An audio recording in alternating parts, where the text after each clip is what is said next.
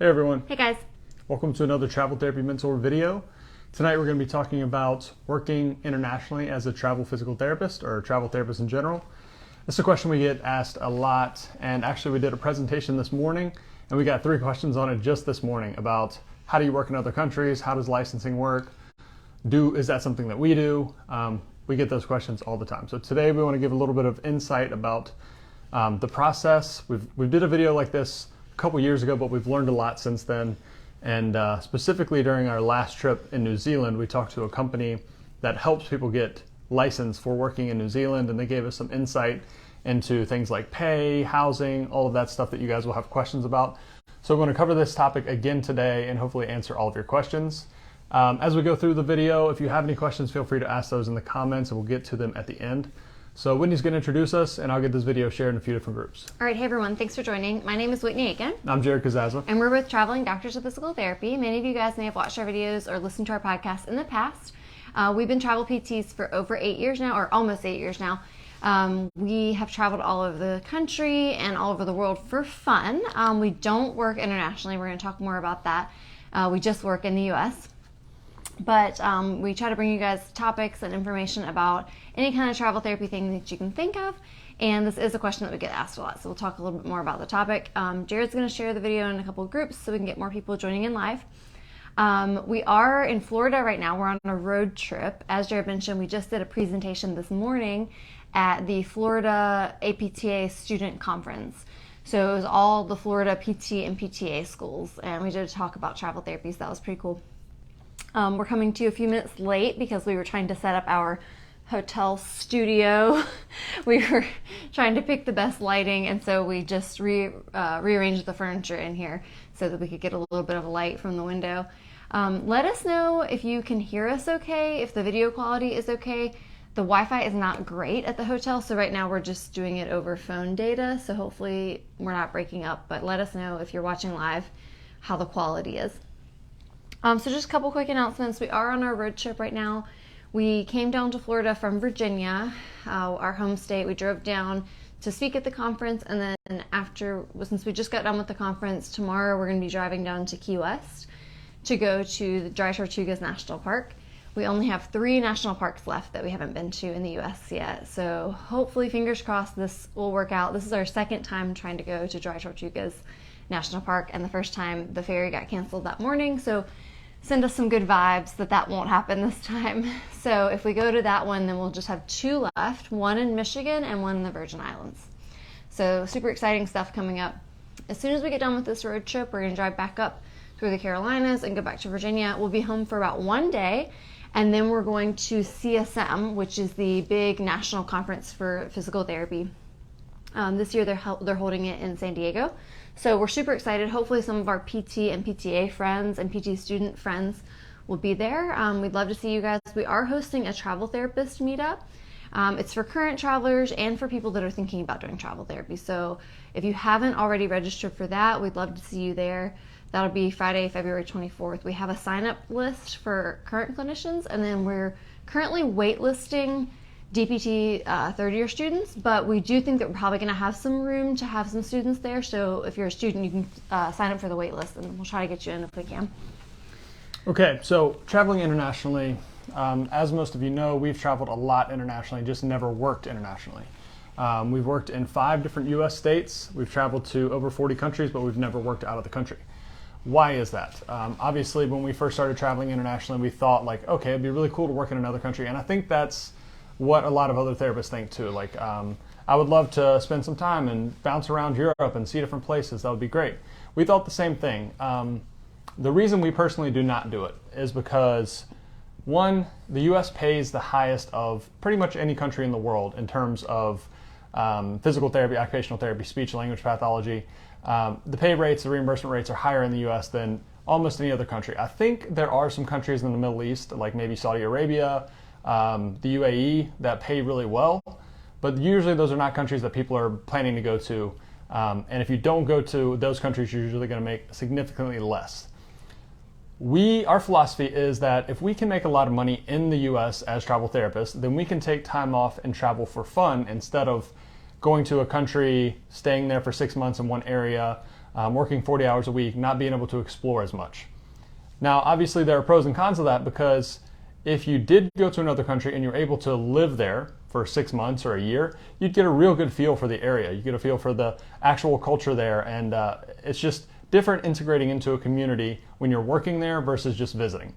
So there's pros and cons. We personally feel like being able to have the time and the flexibility to travel all around a country is better for us than just picking a place to live for 6 or 12 months and not making as much as you would make in the United States as a traveler. So we work 3-6 months a year, take time off, travel internationally just for fun, but we do not work internationally. And we think that makes the most sense for most people. But there are some people that do still want to travel internationally, and then we'll get into some of the considerations for that if you do. Yeah, I can see both sides of it. I think there's pros and cons, because even the same thing for being a travel therapist in the US. Like, it's one thing if you can take off and go on a road trip and go be a tourist in a new place and see a lot in a short period of time. That's amazing. But at the same time, you get a completely different experience being a travel therapist who lives and works in a place for 3 months or 6 months. And we do see the difference there. And we understand that culturally, some people might really enjoy living in another country, integrating into the community, getting to know your coworkers. There's definitely a lot of perks, but unfortunately for us, we just see that there's too many negatives and there's too many hurdles to trying to make it work working internationally. And I think that when a lot of people first start looking into it, they just don't understand all the hurdles. They think it's going to be so easy, the way it's easy to be a travel therapist here. Like, oh, you'll just get connected with a recruiter at a company that staffs overseas and they'll just do all of it for you, right? Like, they'll say, hey, here's a job in Paris. Do you want it? And then you'll sign the contract and then you'll just go to Paris. But it's not that easy at all. So we're going to get into talking about some of those logistics that you would have to look into, and so that way you can think about it and think, like, is this something I really want to do? Is it something that's really worth it to me to look into? Or would you guys rather just be like us and work in the US, make more money, save up, and then take time off and travel internationally for fun? Yeah, so understanding your why you'd want to travel internationally, what's your reasoning? Is it something where you might actually want to move to that country in the future? In that case, yeah, it might make a lot of sense for you to go test it out for 6 months or a year. But like Whitney said, it's not as easy as just taking a travel contract around the U.S. Getting a license in another state in the U.S. is kind of a hassle, and we talk about that being a hurdle to some degree for travel therapy in general. But getting a license in another country is a whole other ballgame. And we are very fortunate. I think most people watching this are probably U.S.-based therapists. We're very fortunate in the U.S. because we have in most cases, we have the highest level of education needed for that profession around the world. So you're not really usually going to have to go do any additional schooling to get licensed in another country. But with that being said, sometimes there's variations in curriculum. And a good example of that is in Australia, New Zealand. They don't have much of like a respiratory therapy profession. And that's kind of integrated into physical therapy, which means that in their curriculums, they learn more about respiratory therapy than we do as PTs or therapists in the US. If you want to get a degree in Australia or a license in Australia or New Zealand, then you have to prove that you have some sort of training in those areas. So there are little intricacies there that make licensing much more difficult than just getting an additional state license. Yeah, so for the most part, if you have a master's or doctorate level degree for a PT, OT, or speech therapist in the US, you're going to match or be, slightly above, because most other countries have a bachelor's degree for those professions. So for the most part, you're going to be okay, but you just still have to go through those hurdles of submitting paperwork. So the first thing would be you have to make sure that there is a degree equivalency. Some of them may also make you take a licensure exam the same way that you take like your licensing board exam here in the US. And so that could be a hurdle that you're going to have to overcome, is making sure you might have to submit your curriculum or your diploma and make sure it matches. Then you might have to take a licensing exam. And then obviously there's just going to be paperwork, right? Like there's going to be just a registration paperwork process there. On top of that, you're going to have to worry about a work visa. So you have to be able to get a visa to be able to be legally employed in another country. Yeah. And those things, not only is it kind of time consuming, but there's going to be fees associated with all of that, of course. Like, as we know, there's fees associated with everything, sending in your transcripts, all of those things.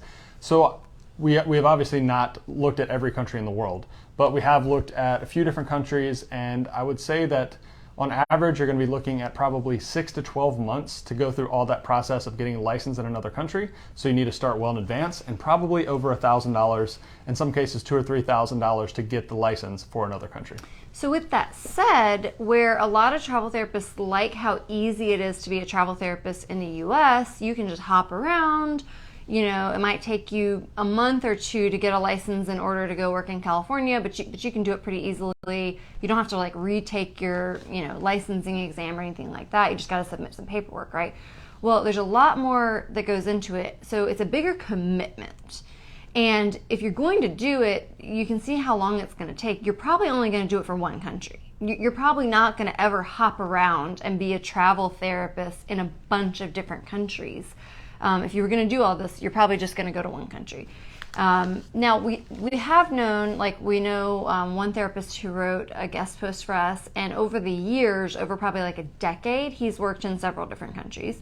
But I will say that he seems to be the type of person who thinks outside the box and just doesn't let those barriers hold him back. That's the type of lifestyle he wants to live. But we definitely get a lot of people who kind of just want to try it out, just dip their toes in. They don't necessarily want to commit to living overseas for a long time. They just think it would be cool if they could go do it for 6 months, right? But in our opinion, if you're going to go into all the hassle and all the legwork to get this done, it doesn't make sense to do it unless you're going to go over there for at least a year. Yeah, and a lot of the contracts that you'll see will be 9 months or a year. They're not the short 3-month contracts that you see around the United States. So if that is something you want to do, make sure you do that well in advance. Start working on the licensing process. Start looking at all the requirements. Every country is different in terms of what their equivalency is. If you need to take any additional testing, if you need to prove, sometimes you have to send in your entire school curriculum to show the classes that you've taken and that you have the requisite knowledge to be licensed in that country.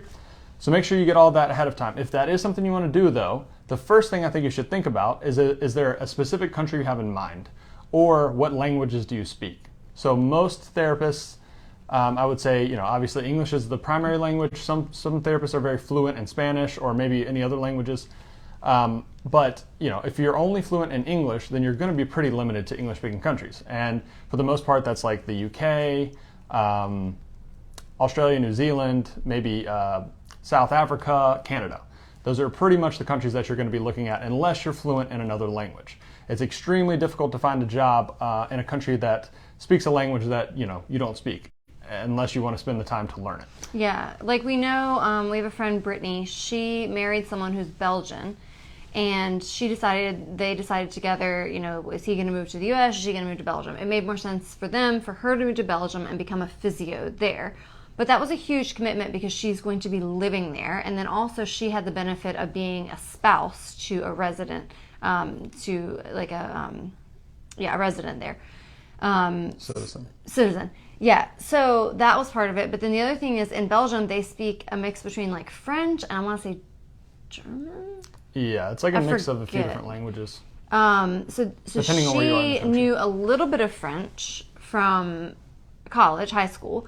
But, knowing a little bit of French versus like actually speaking every single day to every single one of your clients and conducting their care and talking about physical therapy and health-related words, that's really different. So she's having to do more education in this language. Now, obviously, being native English speakers, a lot of people in the world do speak English. And you could get lucky and find some clientele that were maybe expats, maybe they speak English. It depends on who your clientele is going to be. But for the most part, it's going to be challenging if you go to a country where English is not their first language. Like we've heard of some people taking internships in like Italy. And I don't know for sure if I think probably their patients and their CI and stuff like that spoke some English, but they still had to try to learn some Italian. And if you were a sole practitioner, you're not working alongside someone like an internship, you need to be able to speak to your patients. So in my opinion, I think it would just be really crazy to go and take a job in another country that you don't know the language. Yeah, so assuming most people watching this, if you're considering working internationally, you're going to be in one of those countries that is predominantly English speaking. Then you have to think about, okay, the license is going to take a little while. It's going to be a little costly. You're going to have to do quite a bit of research because there are jobs in these countries, and there are some companies that can help you with finding jobs, but your options are going to be significantly more limited than they would be in the United States. Like, okay, let's say you want to go to Australia. There might be, 5 or 6 open jobs that you could take in Australia. It's not like you're going to be real picky on the setting or the location you're going to be in like you can be in the United States, which is also another big strike against it for most therapists. A lot of therapists have a specific setting they want to work in, or maybe a part of a country they want to be in, and it's really hard to be that specific when you're trying to take a job in another country. Yeah, so some of these other countries do have what they call locum programs. Locum is the word they use for like a travel therapist. Locum in the U.S. is what physicians and physician assistants, when they have short-term contracts, they call them locum tenens. And so in other countries, that's usually what they call it. Some of them do have those programs from what we understand, but it sounds like they're not as robust as the travel therapy programs in the U.S. It sounds like it's just kind of up and coming. They don't necessarily have as many job options. We have not heard of as many staffing companies that do those types of things. So you're going to probably have to do a lot more legwork to become a travel therapist. And in some cases, you might just have to be reaching out to facilities directly to negotiate your own contracts rather than have a recruiter do it for you. So there's definitely going to be a lot more work involved in most cases to be able to set these things up. Yeah, and so like we said, most contracts are not going to be real short term. You're not going to be jumping around. If you're going through this whole process, and especially if you get someone to help you, you find a company, a recruiter or something that's going to help you do it, the reimbursement rates are not high, so you're not going to be making a lot of money, which means that the percentage that that person can keep is also pretty low, which means they would want you to stay at a contract for a longer period of time. And I would say if you're going to go through all the hassle of getting licensed in another country, you should definitely plan to stay there for, I would say, a year minimum to really get any kind of benefit from it. Yeah. We're going to talk a little bit more about one of the companies that we are aware of that does help in New Zealand and Australia. And one thing we want to be upfront about is just the financial considerations. So for a lot of people, it may not be that big of a deal to you. You may be like, well, I really want to do it for the experience. I understand I'm not going to make as much money. That's fine. But you also need to just look at your life and see, like, are you at a point in your life where you can afford to do so? Yeah. So I think it's very common, we see this all the time, that therapists complain about pay in the United States. All the groups that we're involved in, it's usually US-based PTs or OTs or SLPs, and they're complaining about pay here. Now, we're definitely not extremely well paid, right? You can find some good paying contracts, you can find some pretty good perm jobs, but pay is not overly high. With that being said, we get paid extremely well by world standards. And in some cases, reimbursement rates for like nationalized healthcare countries they're really, really low for therapists. So the permanent staff there might only be making the equivalent of $40,000 a year, or $45,000 or maybe $50,000 a year in their country in US dollars.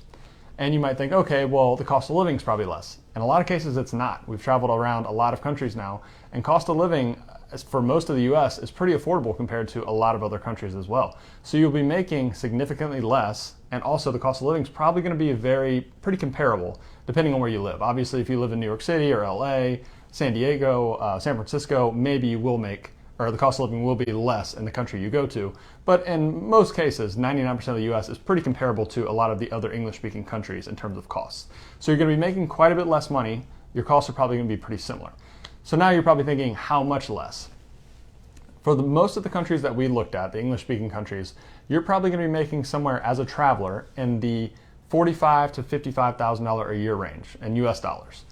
And if you compare that to US-based travel contracts, it's not that hard to make $25,000 a year in one 3-month contract after taxes. $25,000. Oh, $25,000 a contract after taxes. Sorry.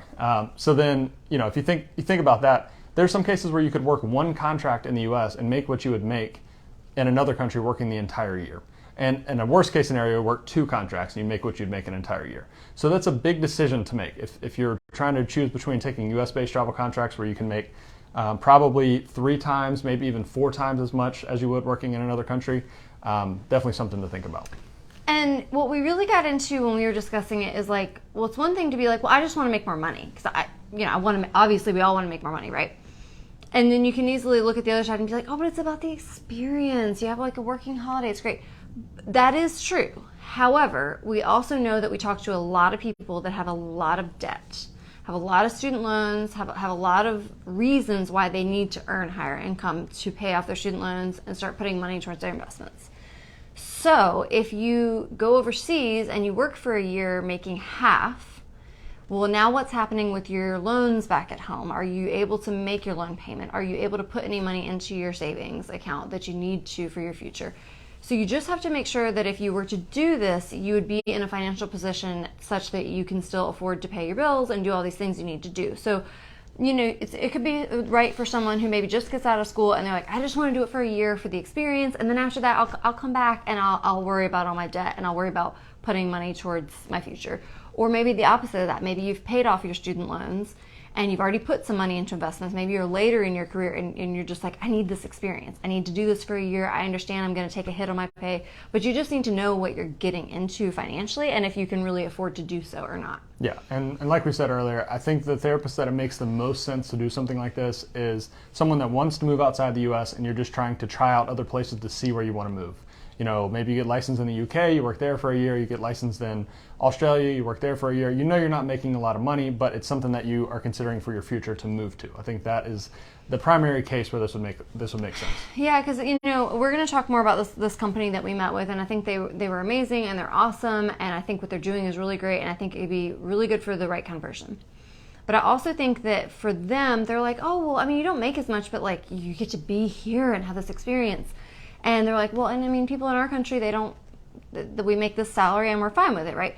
But they probably don't have the student debt that we have because they have, their college is included in their taxes and it's paid for by the citizens. So, or it's just significantly cheaper. Yeah, so in a lot of cases, they have, you know, nationalized education system where you get your first 4 years free based on the taxes that the citizens pay. It's not free, obviously, but they don't come out of school with the kind of debt that we come out with in the U.S. So it's just not the same. And they also don't realize how much we actually do make in the U.S.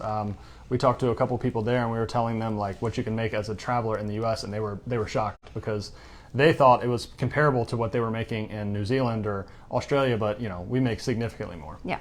So we just want to be transparent about these kinds of things because I think that a lot of people romanticize the idea of working internationally, but there's a lot of things to take into consideration. But of course, you know, you can't necessarily put a price on having an incredible experience, and for some people, it could be the experience of a lifetime. It could change your entire trajectory. You could go work in Australia and decide that it changes your whole life and you love it, and now suddenly you move to Australia. Like, that could be life-changing. Or even if you just go there for a year, you're going to remember that for the rest of your life. You're going to be telling your grandkids, like, I worked in Australia for a year. But you just need to take into account all these logistics and what is your goal and is it worth it to you to do all these hurdles to make it work. Yeah, so we want to talk more about this company we met with in New Zealand that helps people get licensed in New Zealand, Australia, helps you find jobs. But like we said up front, think about the financial considerations. It's probably going to make it not feasible for most people, but if you're someone that really wants to get the experience, then it can make sense. We loved New Zealand. It's our favorite country. I could definitely see a situation where if we were working full-time, we would go to New Zealand, work there for a year just to get the experience. So we can definitely understand how it might work. Yep. Before we get into talking about that, though, if you guys could like this video, if you have any questions, again, feel free to ask those. I saw there's already a couple. We'll go through those at the end. Yeah, if you are watching live, we'd love if you'd leave a comment. Let us know, what are your thoughts? What are your feelings? What is your goal in life? Like, are you somebody who's like, oh, I really wanted to do it, but now that you said all that, never mind? Are you somebody who's like, I've done it before? I know that Allie was on here. Allie is an Australian citizen who works in the U.S., so she does it the other way around. Like, I'd love to know what Allie's opinion is on that sort of thing. So let us know. If you are watching later or listening on the podcast, shout out to you as well. We appreciate you guys. I know we're doing this on like kind of a weird time. We never do videos on Saturday. We were going to do it tomorrow until I realized that tomorrow is the Super Bowl. And I was like, maybe we shouldn't compete with the Super Bowl. Yeah. So we were in New Zealand. Actually, ironically, before we went to New Zealand, we got this random email, or like, I don't remember if it was Instagram message. I think it was an email from somebody. And at first I just thought it was spam. And it ended up being from this guy who worked in New Zealand. He's a physio out there. And I was like, at first I was like, I'm just going to ignore this. But then I was like, well, wait a minute. We get questions about this all the time, about working internationally. And he says that his company helps people come to New Zealand and work there. And so I'm like, we should really take the time to like learn more about this. Well, then I just so happened to say like, well, actually, we're going to be in New Zealand here in a couple months. And so we worked it out to where we were able to meet with this company in person and actually have like a meeting with them in New Zealand. It was really cool. Because we went into the clinic where they have their office, and we saw the rooms where the physios are working, in New Zealand. It was really cool. They had a locum there who, she was from South Africa, had moved to New Zealand to work as a locum, and then the owner, she's from New Zealand, and it was really cool. So it was amazing to talk to them and just get to know more about it, because like Jared said, we loved New Zealand. It was just an incredible country, so beautiful. The people are so nice. I can only imagine your patients would be like so nice and so easy to work with in New Zealand. So we were really intrigued to learn more about it. Yeah, we learned a lot. We had a bunch of questions. We met with her for probably about an hour and a half. We were very interested in what the pay would be like, how the permanent staff gets paid. We talked about all the differences between our healthcare system, their healthcare system. We complained a little bit about each. No healthcare system is perfect. But yeah, we learned a lot from them, and that's where we got all this information about pay. New Zealand and Australia have an interesting system that they were telling us about, where it's mainly based on seniority, how much you make. And it's almost like, I can't remember exactly how it worked, but it's like something where if you're only been out of school for less than 2 years, you make this amount. If you've been out of school for 2 to 5 years, you make this amount. So it's not as opaque as the U.S. job market, where you're just trying to negotiate pay, and you could be a new grad making $20,000 more than another new grad. It doesn't really work like that there.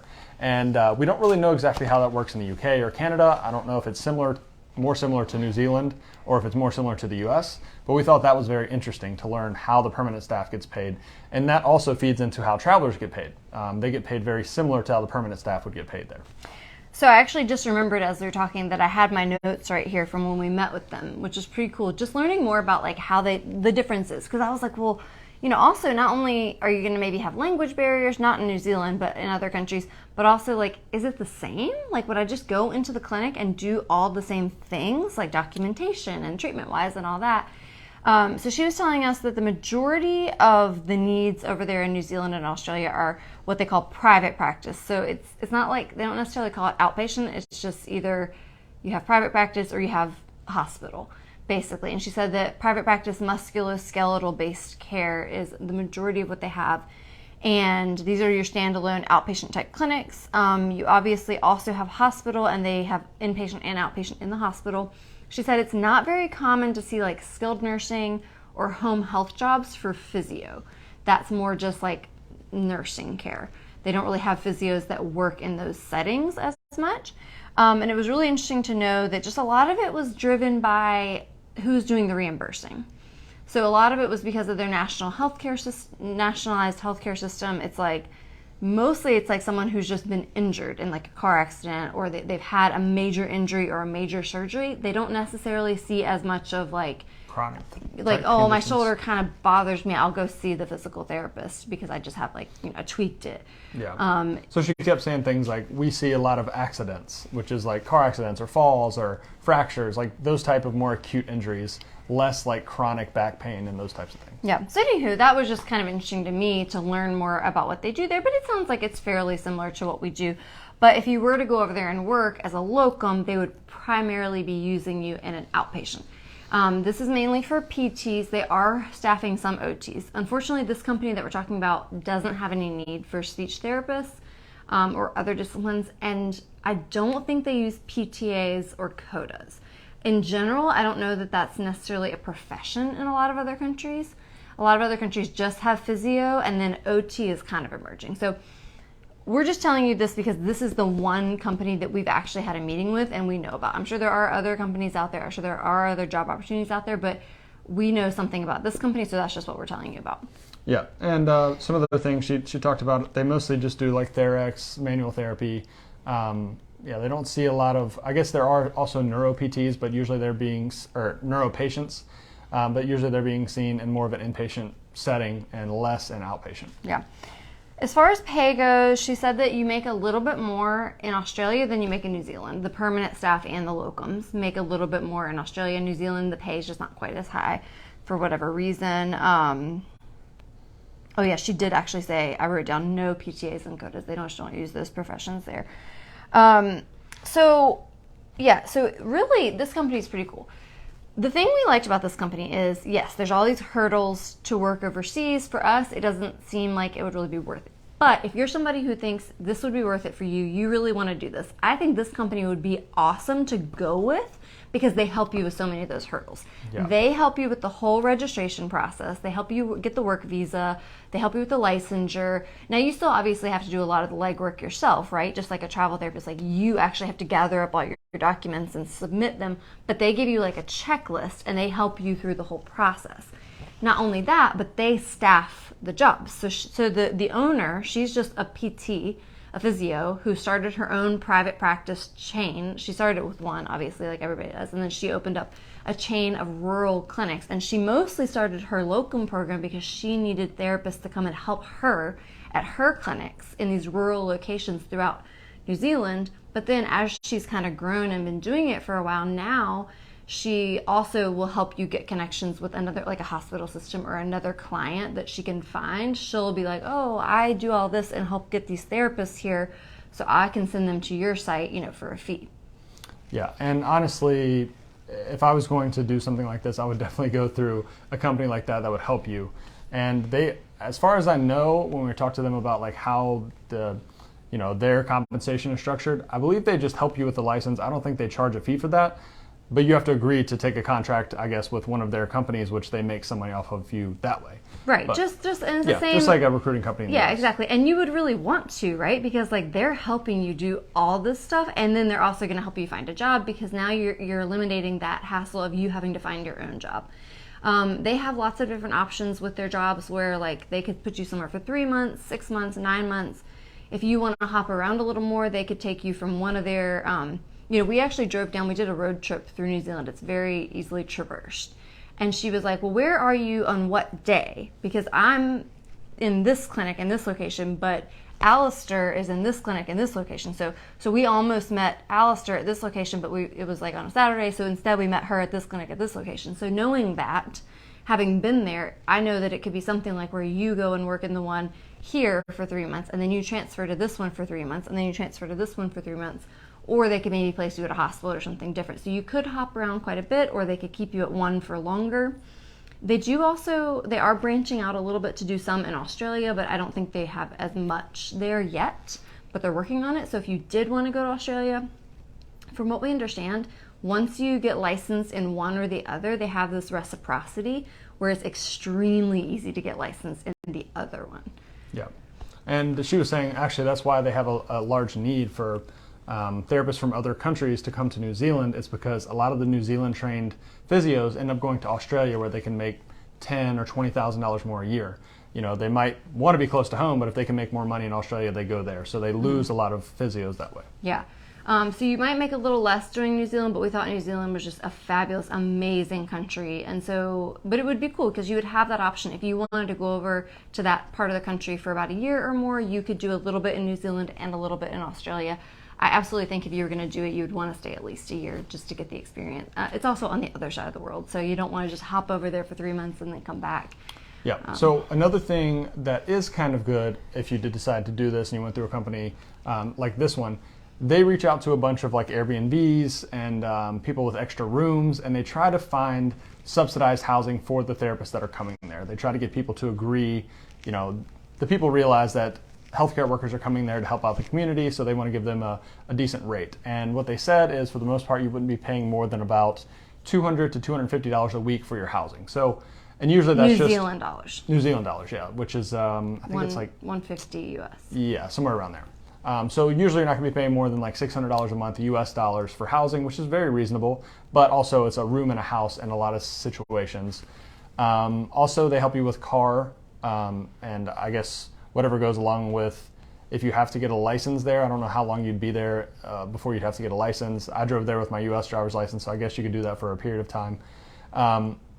But they would help you get a car. You just are responsible for gas, and I think that's free, right? Or it's included? Yeah, they said that they provide the car for free. You just have to pay for your own gas. So things like that would be very helpful. Petrol. I went into the Petrol. gas station once and said like, oh, I need gas on pump 1. And I was like, I mean petrol. Petrol, they call it something else. Yeah. There's like little things like that. Like they speak the same language, but it's a little bit different. So that was really cool. So for me, if I was somebody who was like, I want to try working overseas, I would totally go with a company like this because they would take care of so many of those headaches for you. Because back when we first started looking into it, like several years ago, we were like, we don't even know where to start. But if you went through a company like this, they're called Ligament NZ is the name of their company. They would help you with that whole registration process. They would help you find the job. They would help with the car, and they would help with the housing. And you don't need benefits. You don't need health insurance while you're there because they have a national health system, and that includes you. If you're working there on a work visa, you can just show up at the doctor and get seen. You don't have to have health insurance. So benefits, as far as that goes, don't matter. Yeah. So if you wanted to work in New Zealand, if we wanted to work there, it's definitely a company we would go through. We don't have any affiliate or any advertising partnership with them. That's the company we know about. They seem like they would be very beneficial if you wanted to work in New Zealand or potentially Australia. Yeah, we don't even have any kind of referral bonus program with them. We will receive $0 if you take a job with them. It's just we think that they were extremely helpful, and they're the only one that we personally know of that does this. There could be other ones that we haven't really researched, but they reached out to us and we thought, wow, this is really helpful and could be a really cool opportunity for some people. So if you are interested, you can go on their website, ligamentnz.com, and look at what opportunities they have for PTs and for OTs. Again, it's mostly outpatient, but they do some hospital. They also list on their salary ranges. They're listed. Remember, it can be so confusing because a lot of other countries use the $sign, but remember, it's New Zealand dollars. So they have listed on their website between 70 and 90,000 New Zealand dollars per year if you worked a whole year. If you convert that, it's between 45 and 55,000 US dollars is kind of the range you'd be in. Yeah. So I think that's all we had. In short, it's not going to make sense for a lot of you guys. If you have a lot of student loans, if you have a lot of costs back home, you're not going to be able to afford to go to another country. You have to pay for your plane ticket. You have to pay for the licensing. The licensing process takes a long time. It's just really not going to make a lot of sense in most situations. But if you do really want the experience, if you're in a unique stage in your life where maybe you didn't have debt from school and your costs back home are low and you don't really care about the lower pay, or if you're later in your career and you've already paid off your loans, a situation like that. Or if you're considering moving to another country, then get licensed there, test it out for a while, see if you really like it.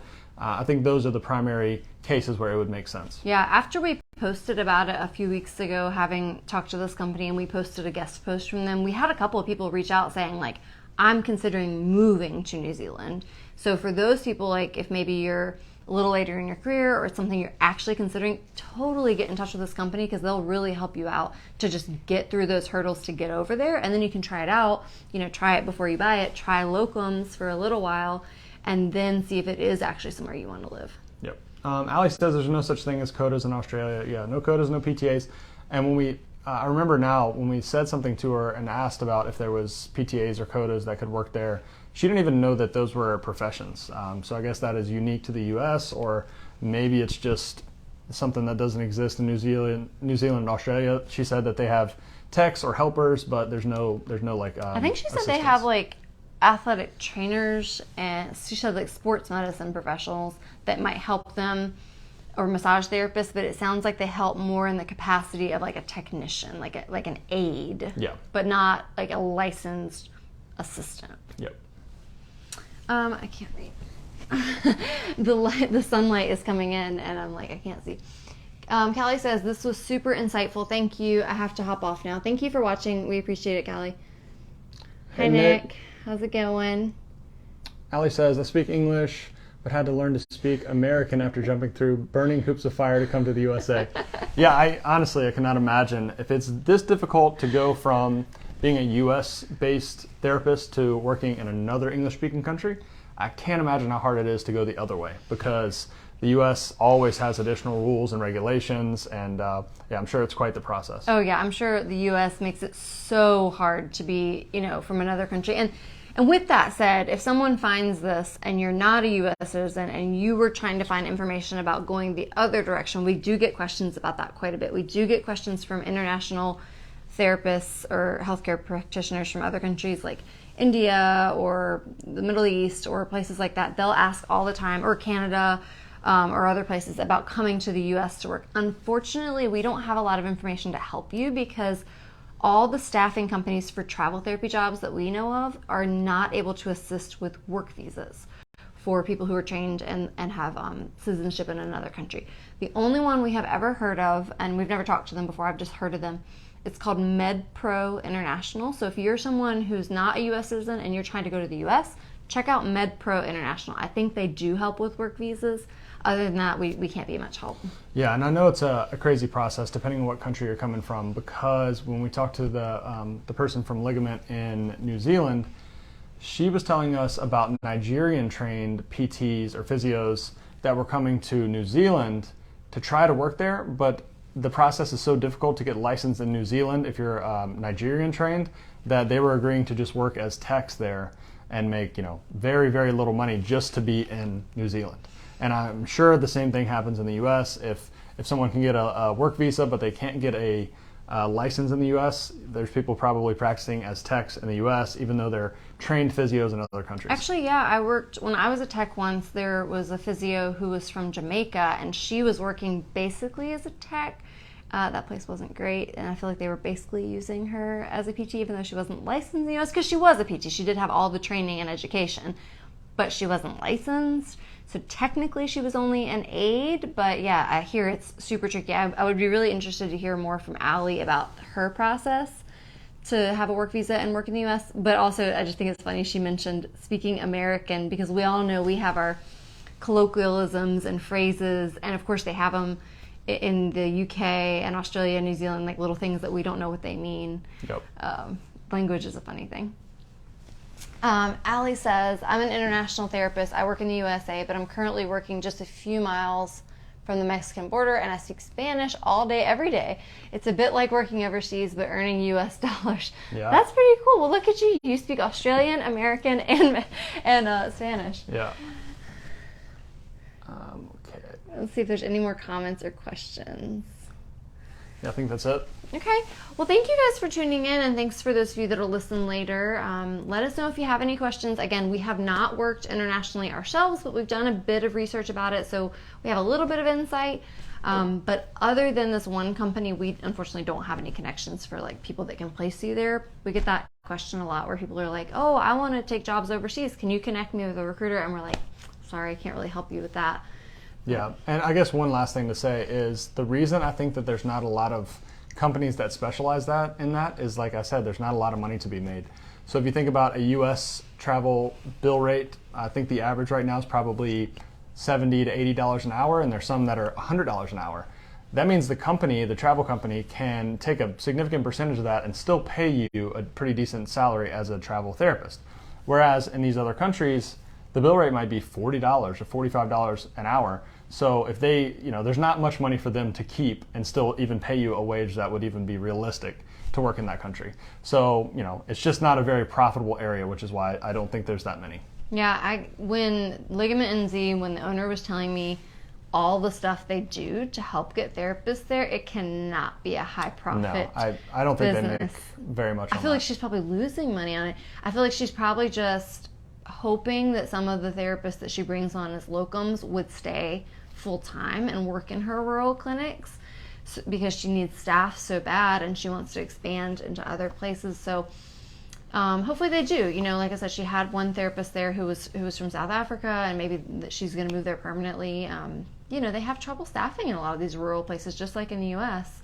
So I think it's a really good thing that she's doing over there, but she can't be making a lot of money doing it for sure. All right, thanks everyone. If you like this video, please like it, leave us a heart, let us know, leave us a comment. We always really appreciate that. We have about, a week left on this road trip, and then we're going to CSM in San Diego, so hopefully we'll see some of you guys there. Yeah. All right, guys. Have a good one. All right, take care.